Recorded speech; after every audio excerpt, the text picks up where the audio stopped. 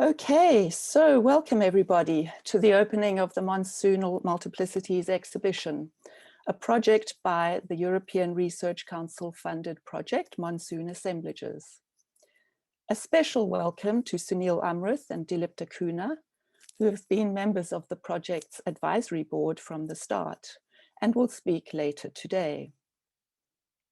Before that, I would like to say a few words about the Monsoon Assemblages project that I have had the privilege of leading for the past 5 years.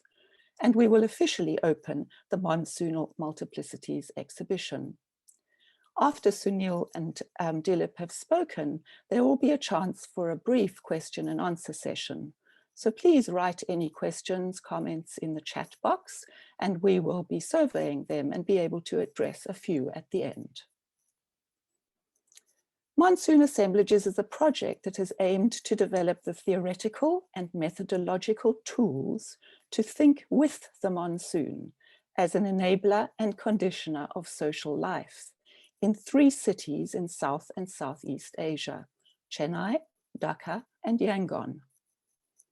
We have been inquiring into the ways in which the monsoon and the human and non-human lives it sustains are being transformed by, adapting to, or resisting neoliberal geopolitical agendas from within. Our research has moved between our studio office in London and field work in each city, and we enlisted cartography and ethnography as our primary research methods. Our process was consciously open and non-linear, messy and inexact, often led by contingency rather than planning, like the monsoon itself. The core project team comprises myself, Lindsay Bremner, anthropologist Dr. Beth Cullen, landscape architect Christina Geros, and architect John Cook, along with PhD researchers Anthony Powis and Harshavardhan Bhatt. We were assisted in the field by a number of organizations without whom the project would not have happened. In particular, Care Earth Trust in Chennai, Research Initiatives Bangladesh, and the Bengal Institute of Architecture, Landscape and Settlements in Dhaka, and Blue Temple and Doane in Yangon. Here I would like to express solidarity with our colleagues in Yangon in the face of the brutality they are experiencing yet again. The project ran a design studio in the MArch program at the University of Westminster for 3 years, testing methods to incorporate the monsoon's agency into design thinking. And we were advised annually by a multidisciplinary advisory board. The project has produced a number of outputs, but today we are here to celebrate one of them, the Monsoonal Multiplicities virtual exhibition, a collaboration between Monsoon Assemblages and web designers Jonathan Kane and Andrea Hayes of the University of Pretoria in South Africa. We are now going to play a short video to launch the virtual exhibition and introduce the ideas that have structured this. And I'm going to hand over to the host of this meeting to play the video.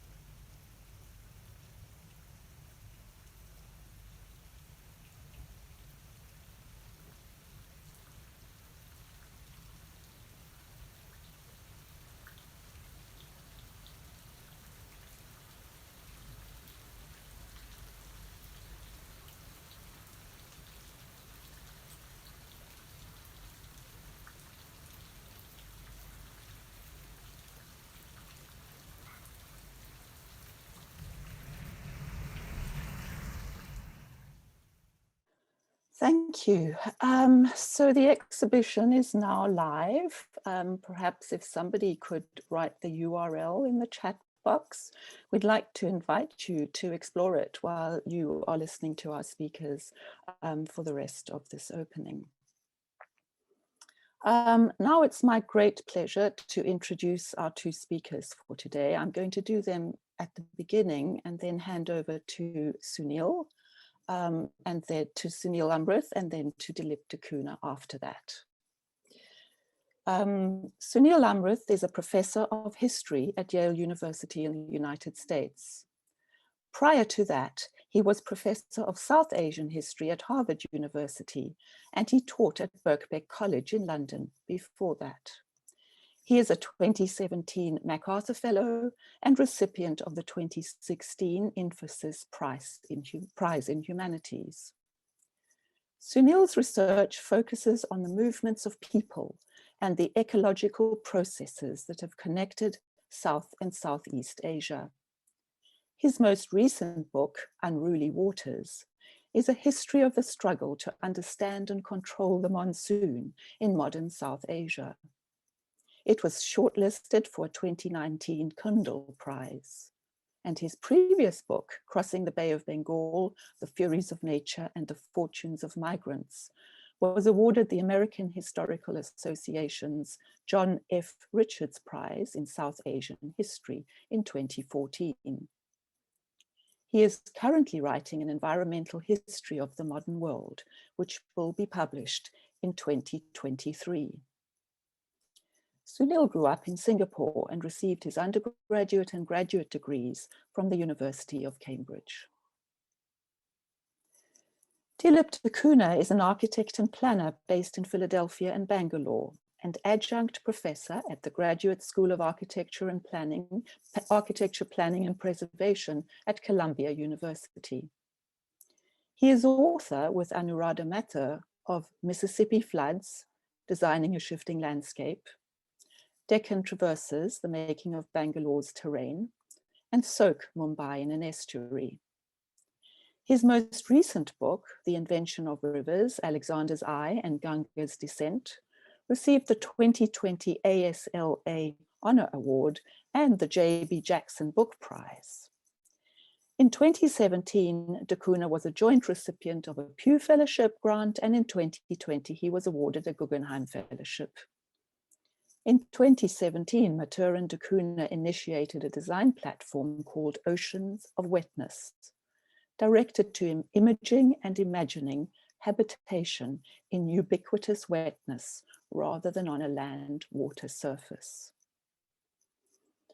Both Sunil and Dilip and Anu's work has contributed to shaping monsoon assemblages, and it is a great honor that they have agreed to speak here today. Thank you. And now if we could hand over to Sunil.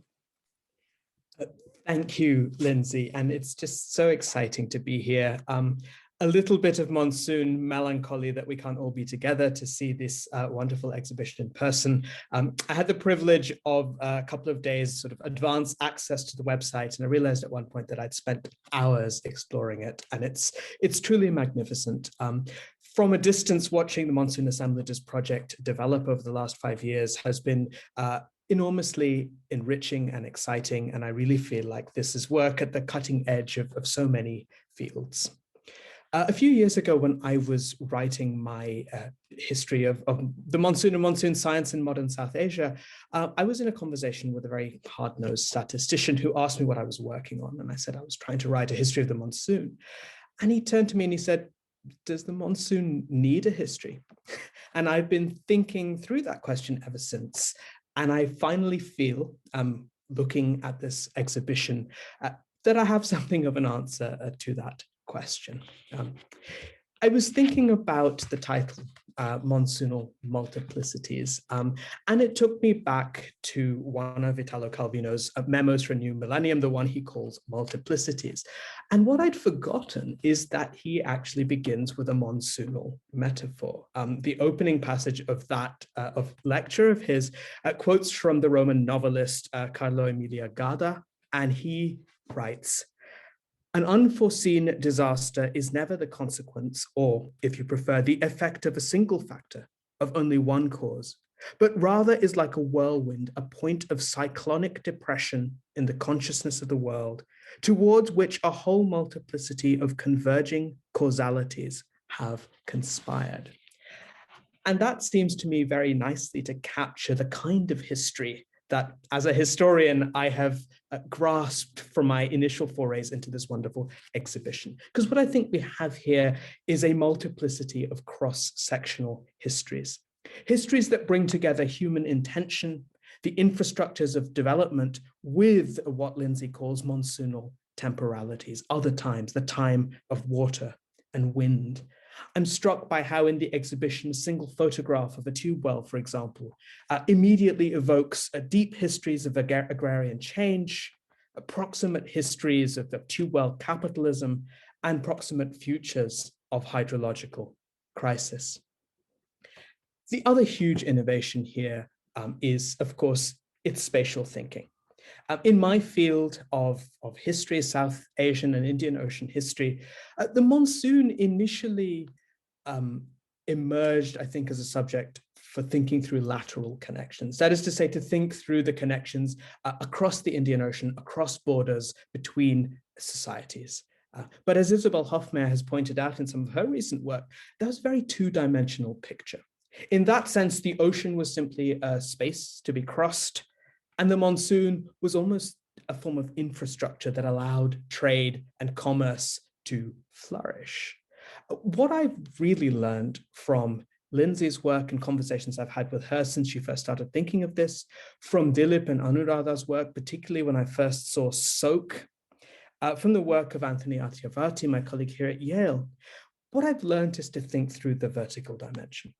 And that was really missing from almost all of the ways in which historians have tended to think of the monsoon.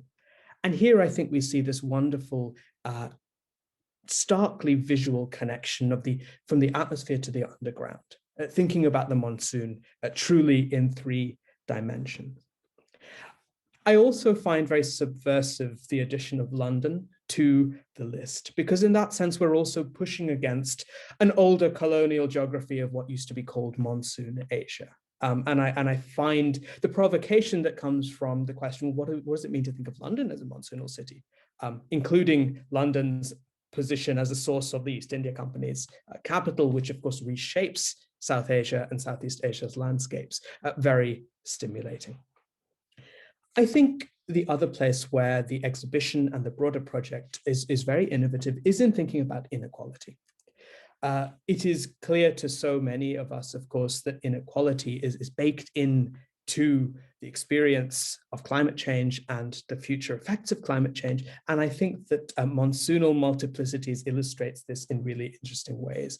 I found the concept of geo-monsoonal resources, one that I'm going to be thinking through for a very long time. I find it very stimulating and powerful. And I think what we have here is a new sort of history of capitalism in Southeast Asia, particularly moving to read the sections on Yangon and jade mining in light of everything that is happening there. Very, very poignant, but also very powerful in showing us how the processes of extraction, of urban development, and of ecological destruction are very, very closely interrelated. The relationship of the human and non-human is moving here. I found the section on dragonflies in particular a wonderful way to think about scale. As Lindsay said in the video, from the sort of the scale of the individual dragonfly to the planetary scale of the monsoon and of planetary changes to systems, including the monsoon. Finally, I think this really is a radical new way of knowing the monsoon, of thinking with the monsoon. We, in the climate science literature, there's been a lot of interesting work recently on regional climate change. And the thrust of that work, it seems to me, is to argue that planetary models, climate models, have done very badly in capturing the monsoon in all of its complexity. The monsoon has resisted modeling in a way that really does make it perennially difficult for those who are trying to project the future effects of climate change. And what I think this exhibition does is to take that idea of regional climate change and cast it in a completely different light by bringing so many other kinds of knowledge to how we understand this, by bringing cartography and ethnography and history at multiple scales together. So congratulations, Lindsay, and to the entire team. I know that many people around the world are going to be profiting from, learning from this exhibition for years to come. Thank you.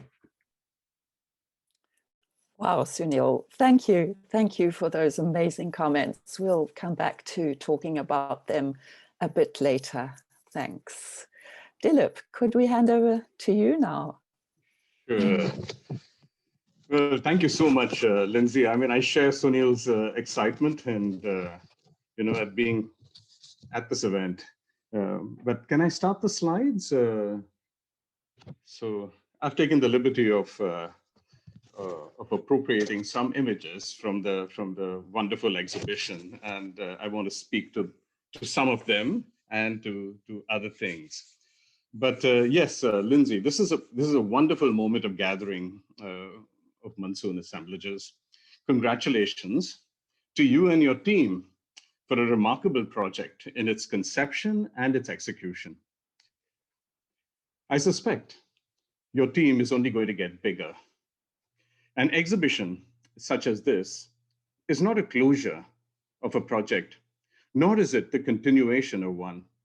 It is rather a metamorphosis from project to movement. When the work of a designer who has wandered and discerned, imagined and critiqued, changes context, and a fresh assemblage emerges with its own set of participants, demands, questions, conversations. I would like to unpack this moment because I think it is critical to our future and to the role of design in the future of the planet. I also want to unpack it because I see this project as an exemplar of design research. Now, others have been here at the threshold between project and movement. Next. Most notably, Patrick Geddes, with his cities and town planning exhibition that created a buzz in London in the 1910s. The subject, the audience, the project, and finally, the movement that followed could not be more different from this one. It is worth pondering the divergence only because Geddes' exhibition triggered a planning movement with a multidisciplinary portrayal of the city that is still with us. Next. His exhibition of the city in evolution, the city in the region, the city surveyed before plan, the participatory city, sought to displace the city beautiful in a time when New Delhi was on the drawing board. Obviously, with limited success, given that New Delhi is still trying to be beautiful. But Geddes' endeavor, as progressive as it was, as anti-Luttians as it was, as sympathetic as it was to the anti-colonial cause, was no less colonizing of the Monsoon. Next. His exhibition of the city in evolution, with origins firmly set in Europe, traveled to the Indian subcontinent almost exactly a century ago, promoting a city in which the Monsoon was displaced to being an outsider, reduced to a seasonal characteristic of the region, a visitor rather than a resident. I grew up in the Geddesian city of Bangalore, and have spent time in several others. Next. They're all surveyed before plan after failing plan. Next. I have watched these cities make the Monsoon an outsider, piped to them from increasingly far away in increasing volumes. I have watched the Monsoon drained out of these cities via heavily polluted lines of poverty, misery, and flood. And I have watched the Monsoon become an increasingly unwanted visitor except for that moment when it brings down the temperature and fills reservoirs. So yes, this is a wonderful moment of transition from project to movement, but it is also a welcome moment of transition from the monsoon as outsider to the monsoon as insider and resident. In Monsoonal Multiplicities, the monsoon is coming home. Next. This exhibition begins a conversation on the nature of this home. Its air, soil, groundwater, materials, its rhythms, migrations. It begins a conversation on how to journey its present and design its future, but also how to understand its past. It is not just city planning that makes the monsoon an outsider. Multiple disciplines have participated in that project. Next, none of the histories of Alexander that I have read discuss him coming across mountains that rose to create the monsoon wind. Mountains such as these that you see in this beautifully ephemeral drawing that puts tectonic and atmospheric forces on the same page, speaking the same language. None of the histories that I've read speak of Alexander marching into this ephemeral world of earth shifts, wetness, fogginess, expanding and contracting biomass, muddy logics. Instead, they write about him coming into a land where water has a given place, crossing rivers with clear and distinct banks, fighting and winning with clarity before leaving because his soldiers were homesick. In short, they have him coming into a place where the monsoon is already colonized. Indeed, it is very common to see the monsoon as a modifier of facts rather than their maker. But one of the most important conversations to be had in this transition from project to movement is the nature of research that goes into bringing the monsoon home. Here I see monsoonal multiplicities paralleling two inquiries, imaginative inquiry and critical inquiry. One wanders, the other discerns. One ventures, the other structures. One is explorative, the other is representational. Critical inquiry is evident everywhere in monsoonal multiplicities. It takes us out of the Gadesian city, next, certainly out of seeing London as the Gadesian city of cities that continues to be dished out as an exemplar, whether of success or failure to the monsoonal world. I mean, you cannot imagine, how many cities I have interacted with, how many city administrations that I've interacted with want to have the London Eye, want to have the Thames waterfront. I mean, even when they do not have a river, they want to have a Thames waterfront. I mean, these are people who should want the monsoon eye, with which they see a London in return. And I think this exhibition gives it to them. So here, I mean, I would like them to see, I mean, the London, Lindsay, that you beautifully described as unavoidable, and that acknowledges, a London that acknowledges its unavoidable complicity in the colonial encounter, while underscoring its attempts to undermine its complicity from within. Next, critical inquiry is evident in the defamiliarizing and recontextualizing of the things of Dhaka, Chennai, and Yangon, whether it be a brick, a snake, a tank, salt, air, or weeds. It is to see them, as I like to say, next, in wetness, rather than on a land-water surface. This inquiry is indeed rich and multidisciplinary, traveling trajectories rhizomatically, interconnectedly, open-endedly. They are to be continued by those who want to engage. My compliments to the web designer, Jonathan, and your team, Lindsay, your entire team. I mean, you have made this exhibition come alive as only the Monsoon can. But then there is the imaginative inquiry that comes from wandering the Monsoon, not just studying it, from wandering Monsoonal multiplicities, not just searching and researching it, engaging stuff in an open field rather than things in a given place. It breaks out of the grip of disciplines, inserting a pre-disciplinary moment of possibility, the possibility of not just seeing and engaging things differently and critically, but seeing different things imaginatively. Next.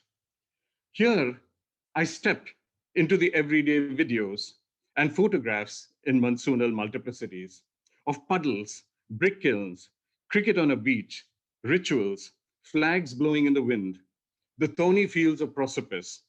Next, and I journey the drawings, the plots, the assemblages. They call me to see things as I have never seen them before, but they also suggest that I could be experiencing different things. After 2 centuries and more of being made an outsider, next, by Enlightenment disciplinarity and a century of Gadesian interdisciplinarity, the pre-disciplinary moment of imaginative inquiry is necessary to bringing the Monsoon into a new home. This is where a movement begins and proceeds non-linearly and out of control. And I am just so happy and excited, Lindsay, to be a part of it. Congratulations.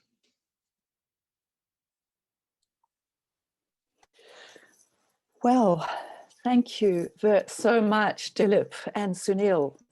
I'm quite blown away by those comments and the extent to which our work has resonated and been informed by both of your work. Let me just say that from the start. I wonder if you have anything that you would like to comment to each other. I mean, Sunil, you brought a sense of this kind of verticality of the Monsoon into the discussion. And Dilip just kind of opened that right up, I think, into a more volumetric, into a more kind of enveloping sense of this phenomenon that we've been immersed in for so long. Perhaps if you'd like to, if you have any comments for each other to begin.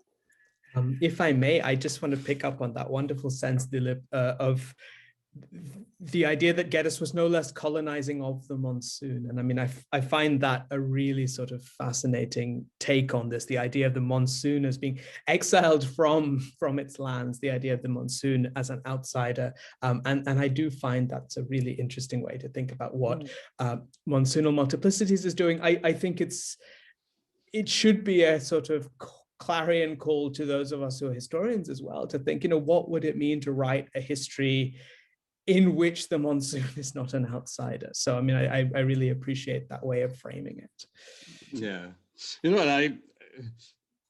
and I really appreciate you taking on that challenge, and the question for history of what the Monsoon does for history. And I want to open up a possibility here,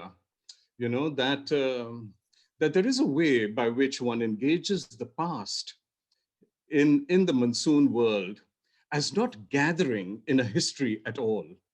I mean, I think that the wonderful thing about Monsoonal multiplicities, of course, is, I think, as Lindsay has often pointed out, the nonlinear structuring, and one really appreciates that in the world of the world of the exhibition.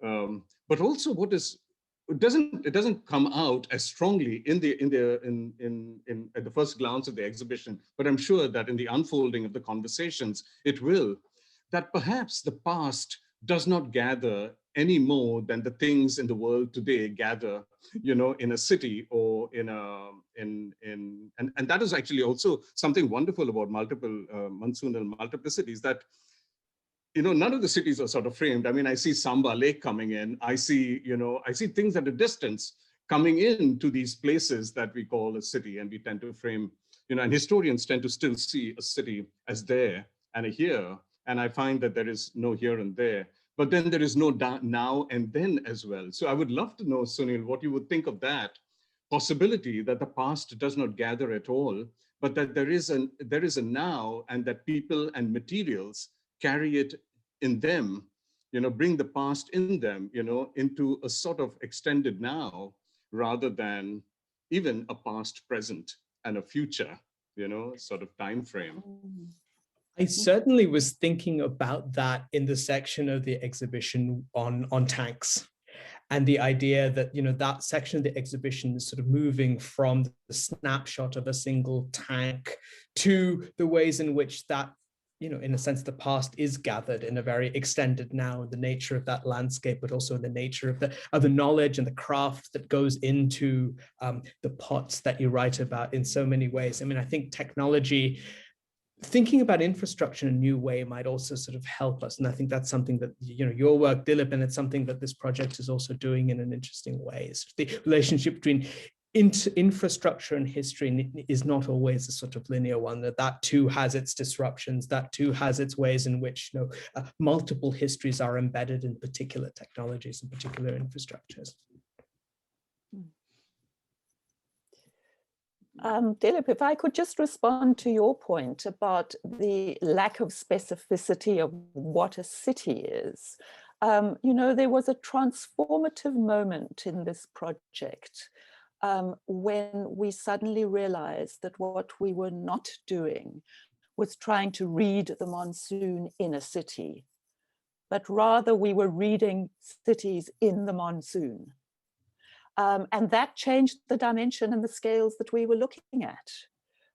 Because suddenly, a city in a monsoon, Chennai, extends to Ladakh, it extends to the Pacific, its monsoon is kind of vastly expanded from the actual boundaries of the city. So as I say, that was a transformative moment, and it took us to places, in a sense, led by the monsoon, that we might not otherwise have associated with that city. Yeah, I mean, I think, sorry. No, I just want to make one point, and this is where, I think, Sunil also mentioned, appreciated the spatial sort of displacement that Monsoonal multiplicity introduces. And I think that is something fantastic. I mean, I see that in the sections, I see it in the, I see it in the use of maps and this sort of, but there is also this materiality. And that is what is beautiful, that it doesn't have to take you far, that it goes in. I mean, and so it's not really only into the earth, into the atmosphere, into the thing, but it is into the brick, it is into the dragonfly, it is into the thing. They become the carriers. I mean, I think that material appreciation, I think escapes scale, it escapes scale, it escapes space and time, the dimensions of space and time. It becomes totally its own dimension. And that is what I find so gorgeous in some of the drawings and some of the photographs and some of the, everydayness of things. It sort of pulls me in, in a way that allows me to lose both space and time. And I think there is a wonderful starting point for I would like to think a new set of disciplines even, rather than informing the disciplines that we already have. But yeah. Wow, okay. So I see that we have a couple of questions in the chat box, which are one in particular, which I think is directed to me, but I wonder if there will be others directed to Sunil and Dilip. The question is from Ruth Olden. I wonder if she is there and would like to phrase her question, or should I read it? Are you there, Ruth? Hello. Hello. Hi. Hi. Thank you so much. I'm really enjoying this. It's fantastic. Yeah, I just wondered if you could talk a little bit more about the process of designing methods, research methods with the Monsoon. Just that idea of co-developing a research method, I'm just interested to hear a wee bit of commentary around that. Sure, I will pass a few comments on that, and maybe some of my research team would like to add to my remarks. But, you know, I think for us, there was a real sense of going into a field with an idea, but being prepared to be taken elsewhere by the presence of the Monsoon in the place that we were studying. I mean, we had no preconceptions that we would be researching bricks or weeds or dragonflies. These are entities that emerged from our kind of response to the sites that we visited. And I think that was a really key methodology, being prepared to be led by what we found. In other words, this project could have turned out very differently. It's not a treatise or a manifesto about what the Monsoon is at all. It's really just a record of our engagement with a weather system and place. And it's a record of our findings. So it's open-ended, it's non-conclusive. And I think possibly that is what Dilip is saying, is that this can become a movement because it can become other than itself. And it is becoming other than itself all the time. Every time people click through the website, the Monsoon is becoming something different. So, I mean, I know that isn't very specific about method precisely. You know, our methods were ethnographic and cartographic.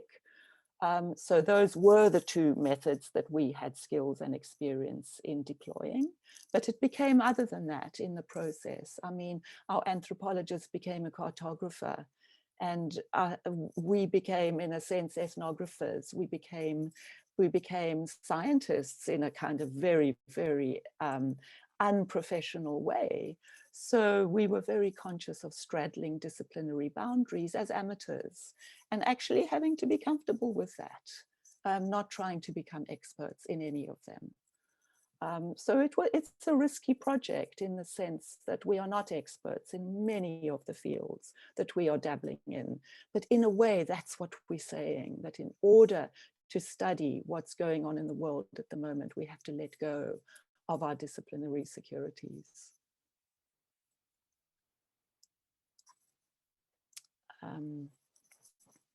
Are there any other questions, comments? Can I ask you a question, Lindsay? Sure. Is there a particular moment that stands out from the fieldwork that you're doing, a sort of moment of complete surprise, or a moment when you felt the whole project either coming together or taking a different direction? I'm just looking at in a sense, the sort of traces of that fieldwork in the videos and the photographs. I would love to hear a little bit more about the experience of doing it. Okay, I'm going to answer that from my perspective, and then I'd like to ask Dr. Beth Cullen if she would also perhaps articulate a moment that was significant for her. You know, I think there are lots that we could talk about, but for me, I recall sitting in a coffee shop in Yangon with a wonderful young man who is an activist and has a photography project in Yangon.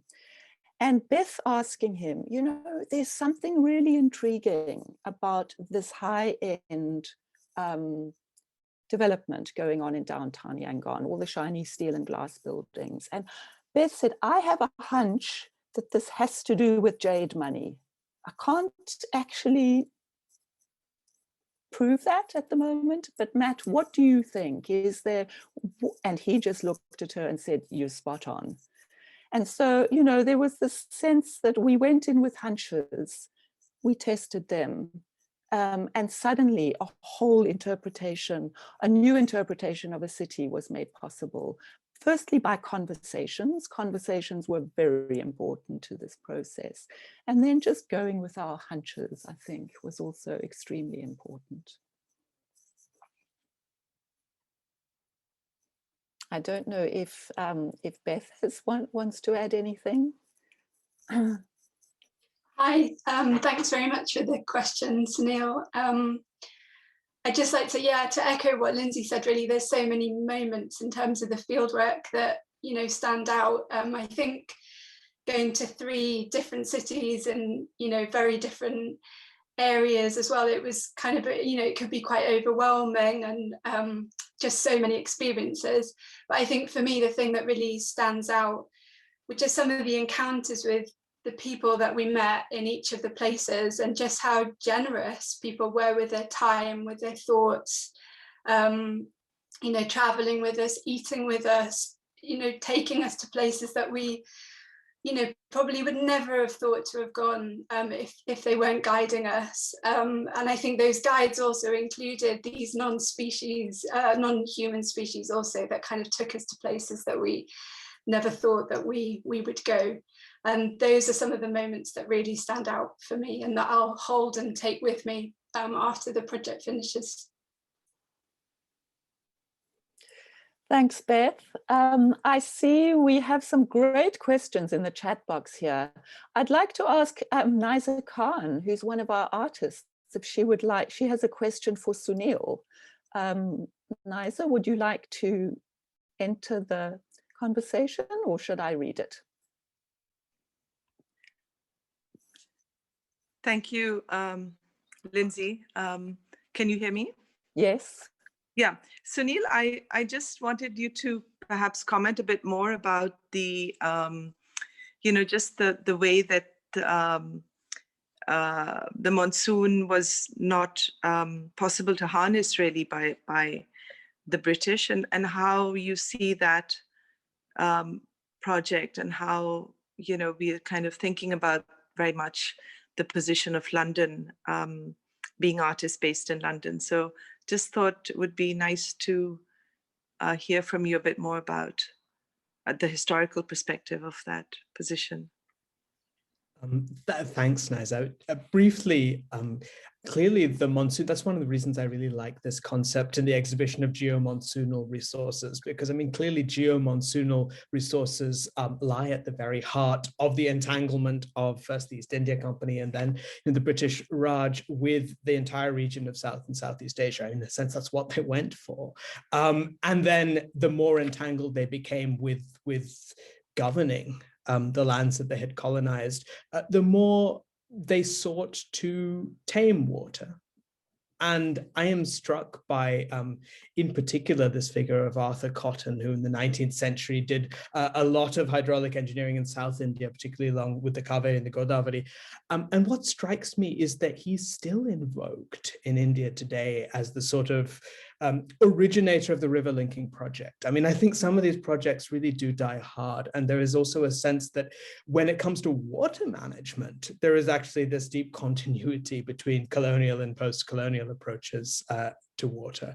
And yet I think if you read the colonial archive, as you know, all of you have done as well with looking for the old maps, there are always interruptions to that discourse. I mean, I think there are always, even that is not linear. I mean, there are always, even within the colonial archive, voices suggesting that this is crazy, that you can't do this, that this is going to backfire, that this level of attempted control over the monsoon is not viable. And of course, those voices are always in a minority. They tend to be drowned out. But in a way, I can see the same process playing itself out in South and Southeast Asia today, where, despite decades of cautionary warnings from environmentalists, some of these infrastructure projects just plow on regardless. So I think there's a deep history to this. And a lot of it is as Dilip's book shows, this goes far before the British. I mean, this is a sort of deep, long historical clash of different ways of understanding the monsoon and water. Thanks, Sunil. I'm going to just, we've got time for a few more questions. I'm going to go through the chat box now. Susan Shupley, you have an interesting question. Do you want to come in and ask it? Sure, I can do that, and it's up for anyone to respond, because I was provoked also by your comment, Lindsay, where the locating cities within the monsoon allows for different kinds of relationships to be established that are like quite transversal in terms of their geographic kind of reach. And I guess I was wondering about, despite the properties of the monsoon and a kind of monsoonal imagination, does run up against very intransigent kind of politics. And I'm just wondering whether any of you would have some comments to offer on that front, because we can see the productive, in some way, conceptual work that the monsoon can do, certainly at the level of imagination, to forge different kinds of alliances, relationships, connections. But I was wondering about, like, in terms of the political order, what might be possible. Thanks, Susan. I mean, who would like to answer that question? Maybe if I can call Harsh in. Would you like to have a go at that one, Harsh? Yeah, sure, thanks. That's a really interesting question. I mean, my work, for example, is about the politics of monsoon air. So in a lot of my research within the project, I've been interested in how, the air destabilizes different disciplines, and this also goes to political order and the political ordering of finance, the financialization of anything that grows, anything that lives, anything that is attempting to be structured through this form of regulation. And in a way, I guess, a combination of what Sunil, Dilip, and Lindsay, opened up today with those remarks. I mean, these forms of politics are in a way monsoonal, but they're constantly being resisted, and they're constantly being redesigned and redeployed in infrastructural fantasies and resources. So I think there's a lot of work that is political, that is of the politics of the air, that perhaps has other mediums to be expressed and articulated in as well. I mean, beyond the exhibition, and of course, citing the protests and the massive evocation that is India today, that is India right now. I mean, there is also a speculative and a very, very real material story with breath and water that is that can be told. So I think there are many different possibilities, and I think there's a lot of writing happening right now which is addressing your question. So yeah, hopefully more in the future. Thanks. Thanks, Harsh. Anyone else want to respond to that? If I can say something, Lindsay, I mean, I don't want to displace some of your team from responding, so I'll just be very quick. But this may sound very much like what many of the post-colonial scholars have arrived at in some sense, but the exhibition itself is a new politics. I mean, it's the beginning, I would think. I mean, and to some extent, I sort of wanted to see that when I, spoke of project to movement. I mean, that there is a politics embedded in it, in what we see and how we see it, and the possibility of new things. So I don't know, Susan, if this is a weird thing, but I want to also draw attention to Patrick Geddes as somebody who I think saw politics in the introduction of his exhibition itself, I mean, and so it is a way by which you gather a voice, I would think, and it plays out. So it's interesting not to see politics as outside of one's work, but to see the politics in the exhibition itself. And I think that there is a wonderful opportunity to lead over there, and have people gather around something like this, and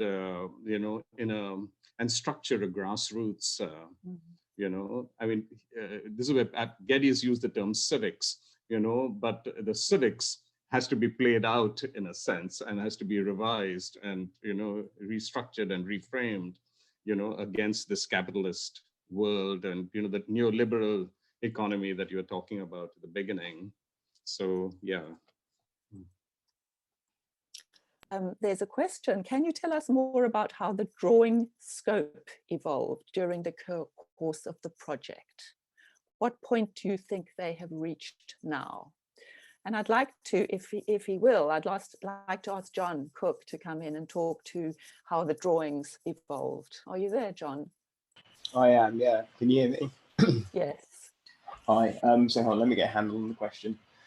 How did the scope evolve? Well, yeah, I came into the project maybe about halfway through, and I probably spent 2.5 years trying to chase the monsoon around the kind of geography of where we were looking, but also through sort of data and science and through drawing techniques and things like that. And so it was always very difficult to fix it with a time frame or a kind of spatial frame. And so yeah, it changed a lot through the course of the program. I think trying to